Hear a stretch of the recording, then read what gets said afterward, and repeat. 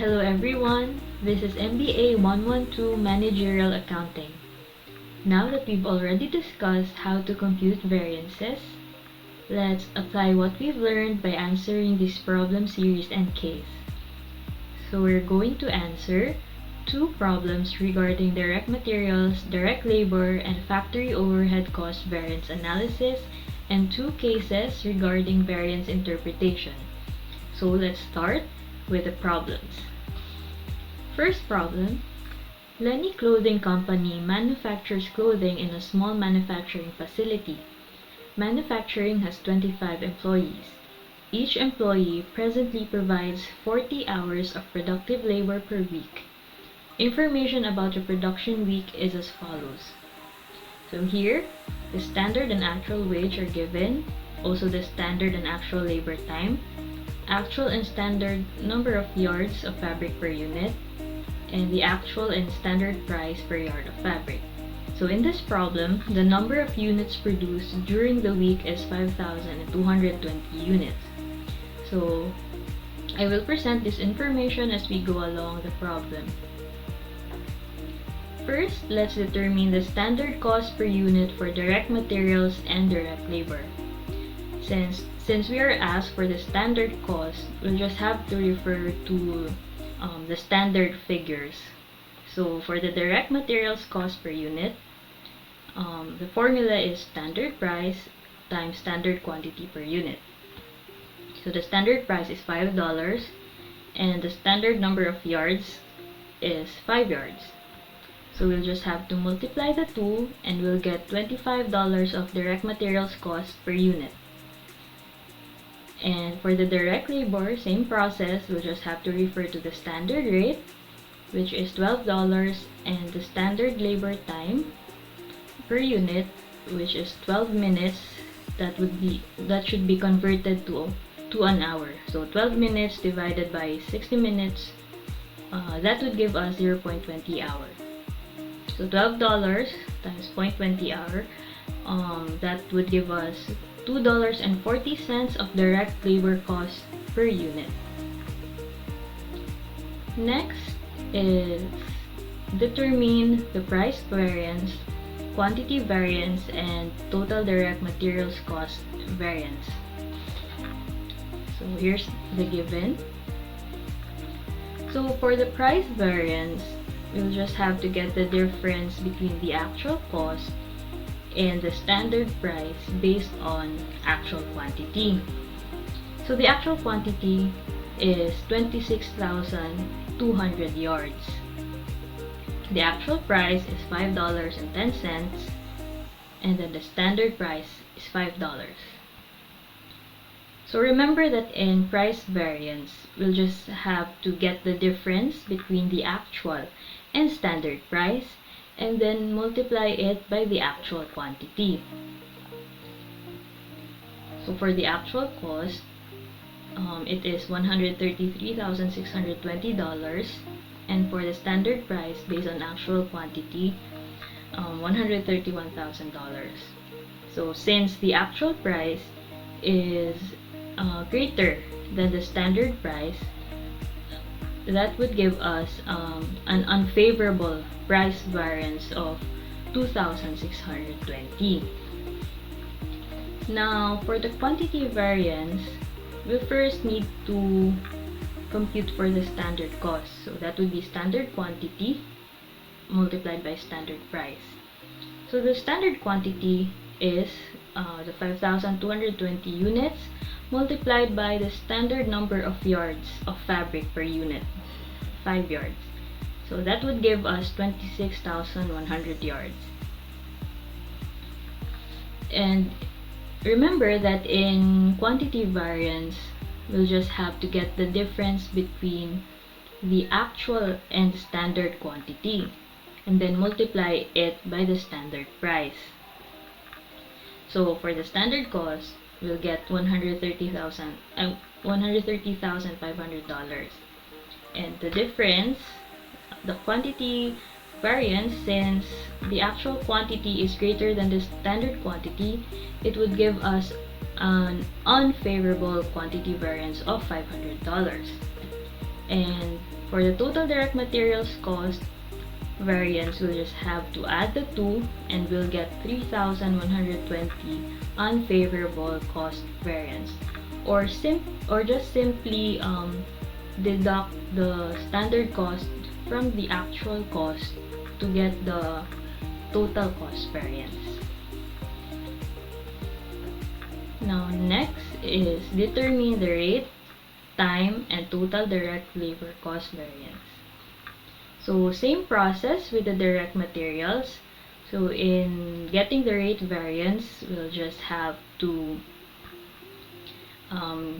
get the difference between the actual and standard rate and multiply it by the actual hours, which is 1,000 hours. So the actual wage is $11.80. Standard wage is $12. So again, in rate variance, we'll just have to get the difference between actual and standard rate and multiply it by the actual hours. So the difference between the two, since the actual rate is less than the standard, that would give us a favorable rate variance of $200. Now for the time variance, again, we'll need to compute for the standard cost. So the standard hours is 5,220 multiplied by the standard labor time per unit of 12 minutes. That should be converted to an hour. So that would give us 1,044 direct labor hours.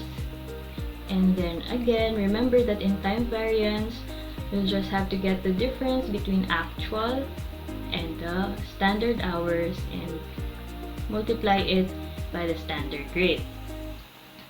So that would give us a favorable time variance, since the actual hours or the actual time spent in manufacturing the clothes is less than the standard hours. So again, favorable variance of $528. And for the total direct labor cost variance, we'll just have to add the two to get $728 of favorable variance, or simply deduct the standard cost from the actual cost. Now let's move on to the second problem. Road Gripper Tire Company manufactures automobile tires. Standard cost and actual cost for direct materials, direct labor, and factory overhead incurred for the manufacture of 4,160 tires were as follows. So each tire requires 0.5 hour of direct labor. So again, I'm going to show this information as we go along the problem.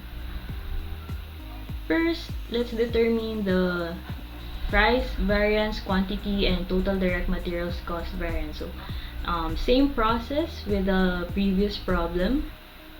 So to get the price variance, we'll just have to get the difference between the actual cost and the standard price based on actual quantity. So here, the actual cost is already given, 101,000 pounds at $6.50, and the standard price is $6.40. Right, so again, we're getting the price variance, so we have to get the difference between the actual and standard price and multiply it by the actual quantity. So for the actual cost, we'll get $656,500, and for the standard price based on actual quantity, we'll get $646,400. And the difference, since the actual price, we've spent more than the standard price for the direct materials, that would give us an unfavorable price variance of 10,100. Now let's go to the quantity variance. So we'll first get the standard cost, which is already given, 100,000 times $6.40. So for the quantity variance, same process, You just have to get the difference between the actual and standard quantity and then multiply it by the standard price of $6.40. So for the standard cost, we have $640,000. And since we've used more materials, we've used more materials than the standard quantity, that would give us an unfavorable quantity variance of $6,400. And then we just have to add the two to get $16,500 unfavorable direct materials cost variance. Next is determine the rate, time variance, and total direct labor cost variance. Again, same process. So actual cost, the difference between actual cost and the standard rate based on actual hours is the rate variance. So actual cost is already given, 2,000 hours at $15.40. And then the standard rate is $15.75. So the difference between actual and standard rate multiplied by the actual hours of 2,000, that would give us a favorable rate variance of $700. Favorable since we've spent less than the standard rate. Now for the time variance, we need to compute for the standard cost, which is already given here, 2,080 hours at $15.75. So for the time variance, we need to get the difference between the actual and standard hours and multiply it by the standard rate. So for the standard cost, that would be $32,760. So the difference between the two, since the time spent is less than the standard hours, so that would give us a favorable time variance of $1,260. So just add the two to get the $1,960 favorable direct labor cost variance. So we're done. I mean, no, still have to determine the controllable variance and the the volume variance and the total factory overhead cost variance. So for the controllable variance, it is the difference between the actual factory overhead and the budgeted factory overhead for amount produced. So the actual FOH is already given here. It's $8,200 variable cost and then $12,000 fixed cost for a total of $20,200. And for the budgeted factory overhead for amount produced, remember that the units produced is 4,160 units, and each tire requires 0.5 direct labor hours, so we have to multiply it by the variable cost of $4 to get $8,320 of variable cost plus fixed cost of $12,000, and that would give us a budgeted FOH for $20,320. So the difference between the two, since the actual is less than the budgeted, that would give us a favorable controllable variance of $120. Now, to get the volume variance, it's the difference between budgeted and the applied factory overhead. So, in determining the applied factory overhead, we have to multiply the standard hours for actual units produced. So that is 2,080 hours multiplied by the FOH rate of $10. $4 for variable plus $6 for fixed cost. So that would give us an applied factory overhead of $20,000, $20,800. And the difference between the two is what we call the volume variance of $480 favorable. Or to get the volume variance, we can also deduct the standard hours for actual units produced, the 2080. We deduct it from the 2000 normal capacity of direct labor hours and multiply it by the fixed cost, which is $6. And lastly, to get the total factory overhead cost variance, we'll just have to add the two to get the $600 favorable. So yes, we're done with the problems. Now let's go to cases and projects. So for the first case, you have been asked to investigate some cost problems in the assembly department of Ruthenium Electronics Company, a consumer electronics company. To begin your investigation, you have obtained the following budget performance report for the department for the last quarter. So here are the performance reports for the assembly department, purchasing, and fabrication department. So here's an excerpt from the interview with the assembly department supervisor. He said that the poor performance in his department is that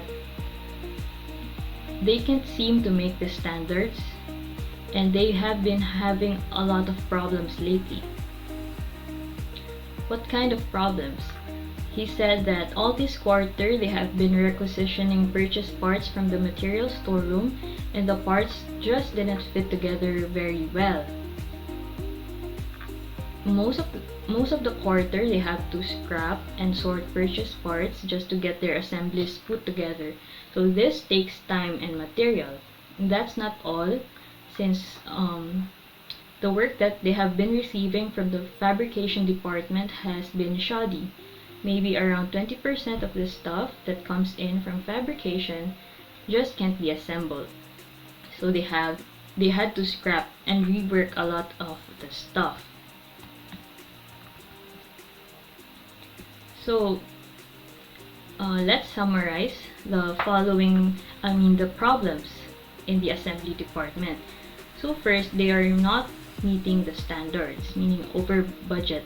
As you can see in their performance report, they have an unfavorable quantity variance of $157,500. Second problem is that the purchased parts from the material storeroom just didn't fit together very well, so they have to scrap and sort purchased parts. Last problem is that 20% of the work from fabrication just can't be assembled, so they have to scrap and rework a lot of the stuff. So those reasons cause the unfavorable quantity and time variance for both materials and labor in the assembly department. They have to use more materials because a lot of materials become scrap, and the time spent in assembling also increases because they have to sort parts and rework stuff from the fabrication department in addition to their usual work. So based on the budget performance report of both the purchasing and fabrication departments, they have favorable variances in their price and quantity. But having a favorable variance does not mean it's always good. So for the purchasing department, the reason that the actual cost of their purchases is less than the standard is probably because they are purchasing direct materials for a cheaper price but are inferior in quality. So the poor quality materials result in variety of problems for the assembly department. In this case, the purchasing department should be held responsible. As for the fabrication department, the favorable time variance might be caused by employees who work faster but do not deliver great results, sacrificing the quality of their work. The poor quality work results to rework in the assembly department. Again, in this case, the fabrication department should be held responsible. So to summarize, purchasing department's favorable price variance is due to their purchase of direct materials for a cheaper price but inferior in quality, which increases the unnecessary use of resources. And for the fabrication department, their speedy but poor quality work causes additional work in the assembly department. So that's all for the first case. Now for the second case, Vanadium Audio Incorporated is a small manufacturer of electronic musical instruments. The plant manager received the following variable factory overhead report for the period. So as you can see there, they have an unfavorable controllable variance of $12,320. And the actual units produced is 15,000, 90% of practical capacity. So the plant manager is not pleased with the $12,320 unfavorable variance, unfavorable variable factory overhead controllable variance, and has come to discuss the matter with the controller. So the plant manager said, "I just received this factory report for the latest month of operation. I'm not very pleased with these figures. Before these numbers go to headquarters, you and I will need to reach an understanding." So he said that the variance is too large. "If I understand the accounting approach being used here, you are assuming that my costs are variable to the units produced. Thus, as the production volume declines, so should these costs. Well, I don't believe that these costs are variable at all. I think they are fixed costs. As a result, when we operate below capacity, the costs really don't go down at all. I'm being penalized for costs I have no control over at all. I need this report to be redone to reflect this fact. If anything, the difference between actual and budget is essentially a volume variance." So the question is, if you were in the controller's position, how would you respond to the plant manager? So the plant manager said that the variable costs don't go down even when they operate below capacity, so they should be reported as fixed costs. He believes that the unfavorable variance is a volume variance, not a controllable variance. So here, supplies, power and light, and indirect factory wages normally behave as variable costs as units produced change. Therefore, these are normally controllable, and the responsibility for controlling the variance rests with the plant manager. In this case, if the variance is too large, then it should be investigated whether there's an inefficiency of using the variable overhead resources. If it turns out that the standard cost is impossible to attain, then that's the time to reevaluate and adjust the budgeted factory overhead into a realistic and attainable one.